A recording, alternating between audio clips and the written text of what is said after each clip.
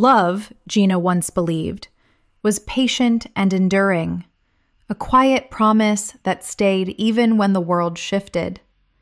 She never imagined that the very love she nurtured with such devotion could fade, not with a sudden storm, but with the slow passing of seasons. Hers was a story that began with laughter and spilled juice, with late-night study sessions and whispered dreams. Yet, as time went on, Gina would learn that sometimes love doesn't end in a grand heartbreak. It simply drifts, leaving behind echoes of what once was, and the painful beauty of rediscovering oneself. Welcome to Storytime from the Horn of Africa. Please subscribe and turn on the notification bell that dances in and out of lives, but the kind that holds steady through storms, distance, and time. She was 29 when she met Mark, a 24-year-old med student with bright eyes and a voice full of dreams. They had met at a cousin's engagement party. Mark had been awkward at first, spilling juice on her white blouse, stammering apologies. But Gina had laughed it off, charmed by his sincerity. At that time, Gina was working as a financial officer at a small firm. Her life was stable, routine, but grounded. Mark, on the other hand, was in the middle of his third year in medical school, with barely enough to survive between semesters. Something about his ambition, his dedication to helping others, had moved Gina. She saw not just who he was, but who he could become. Their love blossomed slowly. They would sit in her small apartment on weekends, Mark sprawled on the floor surrounded by books, while Gina made coffee and listened to him explain anatomy with childlike excitement. She supported him, not just emotionally but financially too. She paid for his meals, bought his books, sometimes even helped with his rent. It wasn't something she resented. She did it out of love. Mark used to call her his rock. For 3 years, Gina carried the weight of their world. She didn't mind when he was too busy to text or when he forgot her birthday once because of finals. She reminded herself that he was chasing something bigger and that one day they would look back at those sacrifices and smile. But that day never came. Mark finally graduated, white coat, stethoscope, proud parents, and a future brimming with possibility. Gina was there, front row at his graduation, clapping louder than anyone else. She had imagined it countless times, him coming home with his first salary, embracing her, thanking her, promising forever. But everything began to shift. It started subtly. He stopped calling as much, citing long shifts and exhaustion. He started questioning her choices, why she wore certain things, how she laughed too loudly, how she always brought up old memories like a broken record. He no longer looked at her like she was his safe place. Instead, his eyes scanned for faults. Gina tried to adapt. She cooked his favorite meals. She asked about his patience, his days, but the warmth that once lived between them had cooled. Mark seemed distant, preoccupied, sometimes almost annoyed by her presence. And then came the silences. The kind that stretched long into the night. The kind that whispered a painful truth. Something was wrong. One evening, after another dinner filled with clipped sentences and sighs, Gina sat across from him and asked, "Do you still love me, Mark?" He didn't answer right away, just stared at his plate. When he finally spoke, his words were careful, measured. People grow. Sometimes in different directions. Gina swallowed hard, but she didn't cry. Not yet. She nodded slowly, even though inside her something was beginning to crack.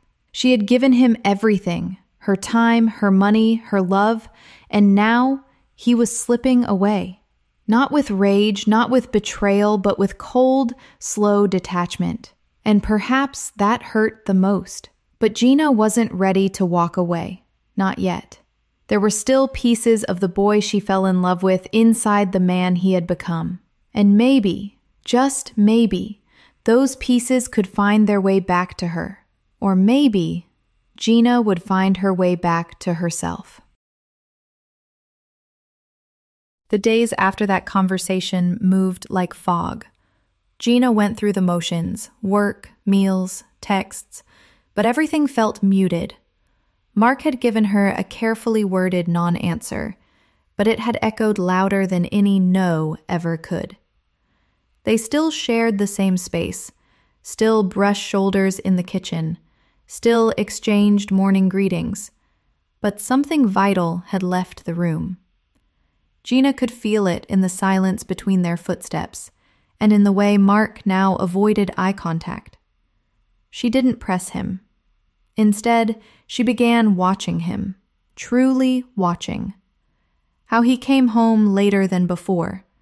How he jumped at phone calls and stepped out to answer them.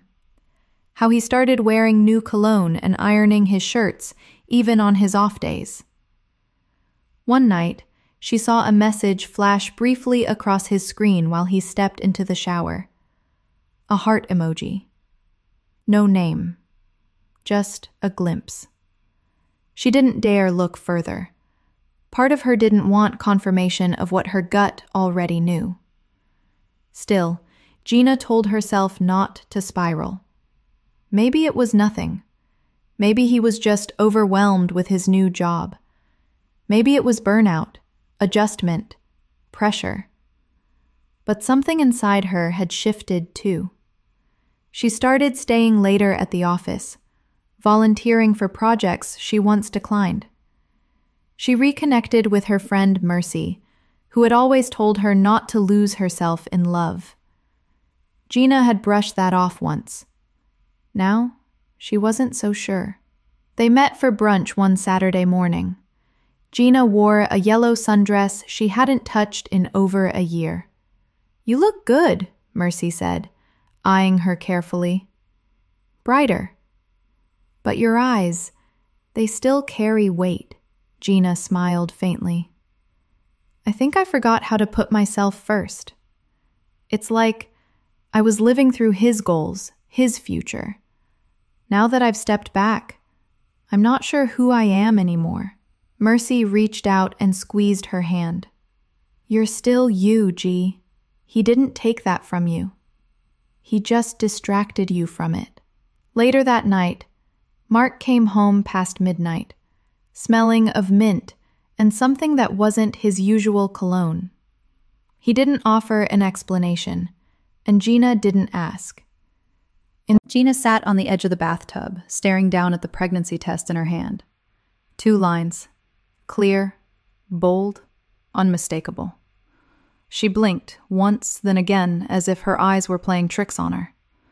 Her heart thudded painfully in her chest, matching the storm of thoughts raging in her mind. Pregnant. For a long while she sat in silence, the world around her frozen. No sound, no movement, just the reality settling in like a sudden, unexpected storm. Mark. Her fingers tightened around the plastic stick. They hadn't been intimate in weeks, maybe even a month. But it only took once, and there had been that one night. The night after his graduation. The last night he held her like she still mattered. Gina stood slowly and walked to the living room, cradling herself without realizing it. She stared out of the window, trying to wrap her mind around what this would mean. Everything had already been falling apart, and now this? She hadn't planned for a child, not like this, not in the middle of love turning cold. But even through the shock, somewhere deep inside, she felt something stir. It wasn't fear. It wasn't even regret. It was something quieter, something unfamiliar. A faint flicker of hope, then quickly swallowed by the weight of reality. She didn't tell Mark that day. She needed time to breathe, to think, to feel. And truthfully, she wasn't sure how he would react. The Mark she had fallen in love with would have taken her in his arms, kissed her forehead, and whispered, "We've got this." But this new Mark?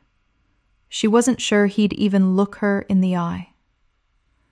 So she kept the secret to herself, even as the nausea came and went, even as her body quietly began to change. She made an appointment at a private clinic, sitting alone in a small, warm room, listening to the doctor confirm what the test had already told her. "You're about 6 weeks," the doctor smiled. "Heartbeat is strong." Heartbeat. She had cried then, quietly, without knowing why. When she returned home that evening, Mark was in the living room scrolling through his phone, barely glancing at her. Something about that stung more than usual. She wondered what he'd say if he knew there was a heartbeat between them now. Not just a memory, not just history, but a life. As she walked past him, he finally looked up. "You've been quiet lately," he said. Gina paused, her hand resting lightly on the arm of the couch. She studied his face, sharp, tired, distant. "So have you," she replied gently. They held each other's gaze for a beat too long. There was no affection there, just an uneasy silence filled with things neither of them dared to say. She didn't tell him that night either, but lying in bed, one hand resting on her stomach, Gina knew a time would come when she'd have to. Not just for him, but for her, and for the tiny heartbeat growing quietly inside her, reminding her with every passing day that change had come, and it was no longer just about love lost. It was about love becoming something else entirely. Gina stood at the kitchen counter, fingers trembling slightly as she stirred tea she hadn't planned on drinking. The cup had long gone cold. Her phone lay on the table beside her, the screen dark, but her mind raced with thoughts. It had been almost 2 weeks since she found out. 2 weeks of carrying a secret that grew heavier by the day. 2 weeks of rehearsing the conversation she knew she couldn't avoid much longer. Mark walked in just after 9 p.m., tired as usual, shirt slightly wrinkled, tie loosened, and that same faint scent of a new cologne that wasn't hers. He dropped his bag carelessly by the door and headed straight for the fridge. "I made tea," Gina said quietly, breaking the silence. Mark glanced at her, then at the untouched cup, before shrugging. "I'm good. Ate earlier." She nodded, her heart hammering in her chest. "Mark, can we talk?" He didn't seem surprised, just leaned against the counter, arms folded, as if bracing himself for an argument. "I'm pregnant," she said, the words escaping in a single breath. Silence. For a few seconds, the room froze. Then Mark's brows drew together in disbelief. "What?" he asked. "I'm 6 weeks in," she continued, voice steady despite the sting in her throat. "I found out at the clinic." He didn't move. Then he laughed, a short, dry, disbelieving sound that cut through her like glass. "You're serious?" Gina didn't answer. She simply met his eyes. He pushed off the counter and paced the room. "Gina, come on. We barely even—" "It happened," she interrupted. "That night after your graduation. You know it." Mark stopped and turned to her, face twisted with something between frustration and discomfort. "This can't be happening right now. Gina, I'm not ready for this. I didn't sign up for this." She felt her breath hitch. "It's not a contract, Mark. It's a life." He shook his head.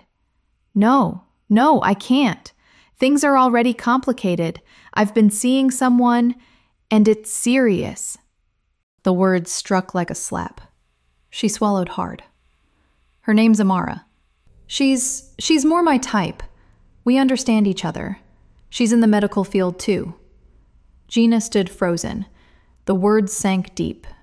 More his type. She looked down at her stomach, then back at the man who once swore he couldn't imagine life without her.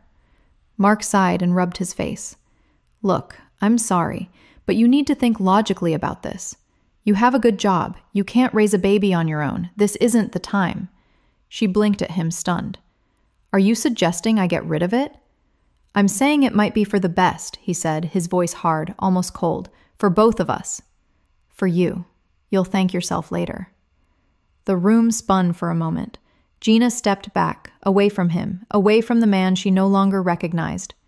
"You're not the man I loved," she said softly. "He would have never asked me to erase a heartbeat because it didn't fit into his schedule." Mark didn't respond. His silence was louder than anything else. Gina walked to the bedroom, closing the door behind her. She sat on the edge of the bed, her hand instinctively cradling her belly. Tears finally spilled, silent, steady. But even through the heartbreak, a strange strength began to rise. He had made his choice. Now, she would make hers. That night, the rain fell harder, drumming softly against the window as Gina stood by the door Mark had just closed behind him. His absence lingered like a ghost in the room. His laughter, his scent, his promises, all fading into silence. She knew he was with Amara now, building a life that didn't include her, but as she placed a hand over her stomach, a quiet strength steadied her heartbeat. She had made her choice. She would keep the baby outside. Thunder rolled in the distance, low, deliberate, almost like a warning. Something told her this wasn't the end of their story. Not yet. Because love might have changed, but fate wasn't done with them.